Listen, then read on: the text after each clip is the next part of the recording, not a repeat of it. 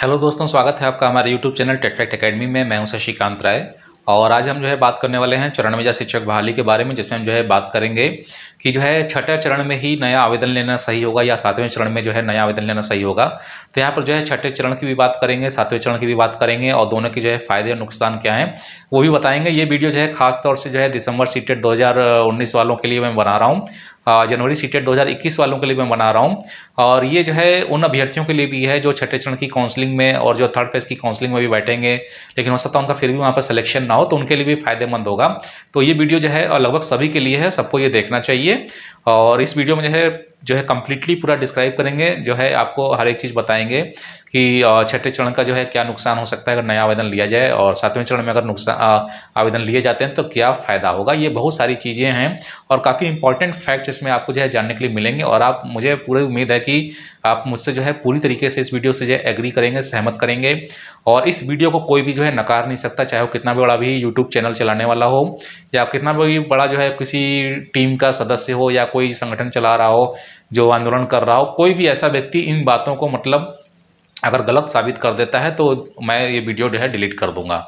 ठीक है, बिल्कुल कन्फर्मली कह रहा हूँ कि अगर आप मेरी बातों को गलत साबित कर देते हैं तो मैं ये वीडियो डिलीट कर दूंगा। तो यहाँ पर बात करेंगे कि छठा चरण बेहतर है कि सातवां चरण बेहतर है नए आवेदन के लिए। और वीडियो शुरू करने से पहले आपसे हम बता देना चाहते हैं कि जो भी शिक्षक अभ्यर्थी हमारे चैनल पर नए हैं, अगर उनको किसी प्रकार की जानकारी चाहिए तो हमारे चैनल को सब्सक्राइब कर सकते हैं, और उनको जानकारी नहीं चाहिए तो सब्सक्राइब करने की जरूरत नहीं है। और चैनल से अगर जानकारी चाहिए तो सब्सक्राइब बटन पर क्लिक करिएगा, बेल आइकन पर प्रेस करिएगा। और अगर आपको सारे वीडियो का नोटिफिकेशन चाहिए तो ऑल पे क्लिक कर देंगे तो आपको सारे वीडियो के नोटिफिकेशन मिल जाएंगे। तो आइए शुरू करते हैं अपना आज का वीडियो, जानते हैं कि छठा चरण बेहतर होगा कि सातवां चरण बेहतर होगा। तो पहले हम बात कर लेते हैं छठे चरण की। तो छठे चरण का सबसे बड़ा फॉल्ट है, वो सबसे बड़ा फॉल्ट ये है कि इसमें अभी तक आप देख रहे हैं कि देखिए इसमें मुख्य रूप से दो फॉल्ट मैं बता रहा हूँ। ठीक है, छठे चरण के मुख्य रूप से दो नुकसान हैं। अगर इस पे नए आवेदन लिए जाते हैं तो शिक्षक अभ्यर्थियों को काफ़ी नुकसान झेलना पड़ेगा। यानी कि दिसंबर सीटेट वालों 2019 को भी और जनवरी सीटेट 2021 को भी, और इसके साथ जो बचे हुए छठे चरण के अभ्यर्थी होंगे उनको भी इस पर नुकसान झेलना पड़ेगा। ठीक है, सबसे पहली चीज़ तो ये है कि जब नए आवेदन लिए जाएंगे तो इसमें काफ़ी लंबा समय लगेगा। ठीक है, यानी कि ये प्रक्रिया आप ये मान के चलिए कि फिर ये करीबन 3-4 महीने के लिए मतलब टल ही जाएगी, आप बिल्कुल ये समझ लीजिए। ठीक है, क्योंकि नए आवेदन लिए जाएंगे और ऑलरेडी पहले की लिस्ट पड़ी हुई है, तो वो सारी लिस्ट रिमूव होगी। और नए आवेदन लेने से पहले छठे चरण में ही अगर नए आवेदन लिए जाते हैं तो उसमें नए आवेदन लेने से पहले क्या होगा, पहले सारी सीटों का एडजस्टमेंट होगा, उनको रोस्टर वाइज फिर से डिवाइड किया जाएगा। अब डिवाइड करेंगे कि नहीं करेंगे या बैकलॉग सीट ही डिक्लेयर कर देंगे। अब अगर बैकलॉग सीट डिक्लेयर कर देते हैं तो सब लोग जान रहे हैं कि महिला सीट खाली है और कुछ कैटेगरी की सीटें खाली हैं, तो यहाँ पे जो अनारक्षित वर्ग के जो महिला और पुरुष अभ्यर्थी हैं उनको कंप्लीटली नुकसान हो जाएगा, उनको एक भी सीट नहीं मिलेगा। क्योंकि सब लोग जान रहे हैं कि यूआर और यूआर फीमेल का जो सीटें हैं वो सब खाली सब भर चुका है। तो जो खाली सीटें हैं महिला की हैं और कैटेगरी की हैं। तो यहाँ पे पहले तो यही नुकसान आपको झेलना पड़ेगा कि सरकार अगर इस पर नया आवेदन लेती है छठे चरण में, तो पहले तो ये बैकलॉग भर्ती कहलाएगी, और बैकलॉग भर्ती कहलाएगी तो इसमें क्या होगा कि उन सीटों का समायोजन तो सरकार नहीं करेगी। क्योंकि अगर सीटों का समायोजन करने की कोशिश करेगी तो कोई ना कोई अभ्यर्थी, कोई कैंडिडेट, कोई संगठन, कोई समूह खड़ा हो जाएगा और वो केस कर देगा कि ये मेरी कैटेगरी की सीटें, जैसे दिव्यांग वालों ने केस किया था कि ये मेरी कैटेगरी की सीटें मुझे चाहिए। तो वैसे ही कोई उठेगा और केस कर देगा, और केस कर देगा तो फिर ये बहाली फंस जाएगी। तो यहाँ पर रोस्टर तो बनेगा नहीं, तो बैकलॉग भर्ती में अनारक्षित वर्ग के जो पुरुष और महिला हैं उनको पूरी तरीके से नुकसान होगा। दूसरी चीज़ है जो समय लगेगा आवेदन लेने में, मेरिट बनाने में, आपत्तियां लेने में, सुधार करने में, फाइनल मेरिट लिस्ट जारी करने में, फिर काउंसलिंग शेड्यूल को ऑर्गेनाइज करने में, ये सब पूरा टोटली टाइम वेस्ट होगा। तो ये छठे चरण में मतलब ये सारी प्रोसेस ये कमियां थी।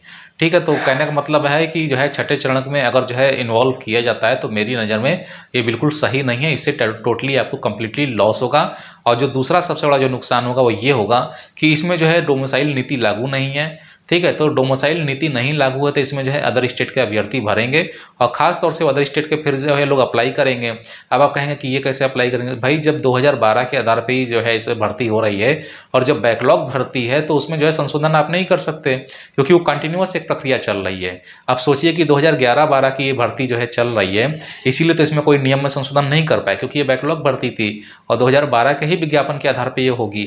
यानी कि जब भी इस भर्ती के चरण चलेंगे या जब भी इस भर्ती में नए आवेदन लिए जाएंगे तो इस पे 2012 का जो विज्ञापन के जो रूल हैं वही फॉलो किए जाएंगे। और जब 2012 के जो है विज्ञापन के रूल फॉलो किए जाएंगे तो फिर वही होगा, इसमें डोमिसाइल नीति जो है लागू नहीं हो पाएगी। यानी कि जो नई नियमावली जो बनी है 2019-20 जो बनी है वो इसमें लागू नहीं हो पाएगी। तो अदर स्टेट के लोग भरेंगे, तो अदर स्टेट के लोग भरेंगे तो फिर जो है अभ्यर्थियों को नुकसान देखने को मिलेगा। क्योंकि आप लोग अच्छी तरीके से जान रहे हैं और समझ रहे हैं कि यूपी के जो है बहुत सारे अभ्यर्थियों का सिलेक्शन जो है इस बार 94,000 शिक्षक बहाली में हुआ है, और खास तौर से जो है आउटर जिलों में हुआ है, और यूआर की सीट पर भी वो जो है ज़्यादातर काबिज हैं। तो अगर आप लोग चाहते हैं कि छठे चरण में जो है आवेदन लिए जाएं तो ये भी समस्या का सामना जो है आपको करना पड़ेगा। तो यहाँ पर जो है, और दूसरी चीज़ है कि ऑनलाइन नहीं हो पाएगा, क्योंकि जो है 2012 के जो नियमावली है उसमें ऑनलाइन प्रोसेस की कोई जो है सिस्टम नहीं है। तो यहाँ पर जो है फिर आपके सामने वही सारी दिक्कतें खड़ी हो जाएंगी। मान लिया कि नया आवेदन जो है छठे चरण में ले भी लिया गया तो फिर आपके सामने वही सारी समस्याएं खड़ी हो जाएंगी, जैसा आज के समय में 94 शिक्षक बहाली में जो छठे चरण की जो काउंसलिंग चल रही है उसके शिक्षक अभ्यर्थियों के सामने है। वो ऑलरेडी परेशान है कि कहाँ जाएं कहाँ ना जाएं। पहले तो डोमिसाइल नीति लागू नहीं है, ऑनलाइन एप्लीकेशन नहीं है, और आपत्तियों का सुधार नहीं हुआ है, फाइनल मेरिट लिस्ट का प्रकाशन नहीं हुआ है, रोस्टर का अता पता नहीं है। तो ये सारी समस्याएं फिर अगर इसमें इन्वॉल्व करते हैं नए अभ्यर्थियों को, यानी दिसंबर सीटेट 2019 को, जनवरी सीटेट 2021 को, तो ये सारा जो है नुकसान उनको जो है दोबारा जो है झेलना पड़ेगा।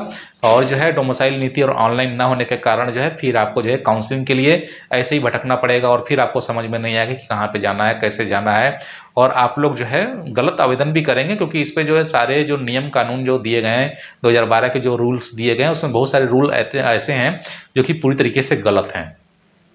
तो कहने का मतलब यह है कि छठे चरण की अगर जो है आप आवेदन नया जो है लेने की कोशिश करेंगे तो अनरिजर्व कैटेगरी के अभ्यर्थियों को नुकसान होगा और अदर स्टेट के लोगों को फ़ायदा होगा। और दूसरी चीज़, सेंट्रलाइज प्रोसेस इसमें लागू नहीं हो पाएगा या ऑनलाइन सिस्टम लागू नहीं हो पाएगा, तो इससे बहुत सारा नुकसान आपको देखना पड़ेगा। हाँ, कैटेगरी के जो लोग हैं उनको फ़ायदा हो सकता है, क्योंकि वो लोग जो है आवेदन करेंगे अब जहाँ पे सीटें खाली होंगी। तो कुल मिला जुला के कुछ लोगों को ही फ़ायदा मिलेगा, और चंद लोगों को फ़ायदा पहुँचाने के लिए इस भर्ती को जो है छठे चरण में ही नया आवेदन ले जाना बिल्कुल जो है सही नहीं है मेरी नज़र में। अब आइए बात कर लेते हैं कि सातवां चरण अगर ऑर्गेनाइज होता है तो सातवें चरण में जब नए आवेदन लिए जाएंगे तो इससे दिसंबर सीटेट 2019 के जो अभ्यर्थी हैं उनको भी फायदा होगा, जनवरी सीटेट 2021 के जो अभ्यर्थी हैं उनको भी फायदा होगा, और इसके अलावा जो छठे चरण के जो शिक्षक अभ्यर्थी बचेंगे उनको भी फायदा होगा। अब सातवें चरण का जो आवेदन लिया जाएगा पहले तो जो है बिल्कुल नया होगा, और जो है नियमावली 2020 के अनुसार होगा, यानी कि जो है बिहार शिक्षक अधिनियम जो नियमावली जो 2019-20 जो नया वाला बनी है उसके आधार पर होगा। क्योंकि ये इसका जो है फिर छठे चरण की बहाली से या 2012 के विज्ञापन से जो सारा अटैचमेंट है वो बिल्कुल कंप्लीटली जो है क्या हो जाएगा, समाप्त हो जाएगा, और ये पूरी तरीके से एक नई प्रक्रिया होगी, नई बहाली होगी। और इसमें जो सीटें जो हैं अभी जो है जनरेट करनी है, जो नई सीटें हैं उनको भी जोड़ा जा सकता है, जिससे सीटों की संख्या बढ़ जाएगी और ज़्यादा से ज़्यादा अभ्यर्थियों को जो है मौका मिलेगा।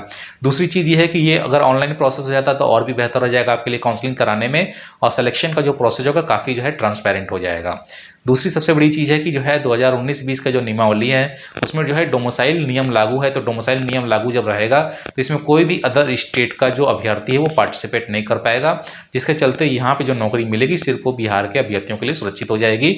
और जिनका जो है लो मेरिट है, चाहे वो यूआर कैटेगरी में आते हो चाहे यूआर फीमेल कैटेगरी में आते हैं, उनका भी सिलेक्शन कहीं ना कहीं तय माना जाएगा। लगभग जो है 90% जो है यूआर कैटेगरी में लो मेरिट चला जाएगा।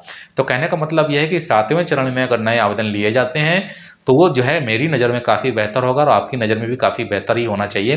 कमेंट बॉक्स में कमेंट करके जरूर बताइएगा।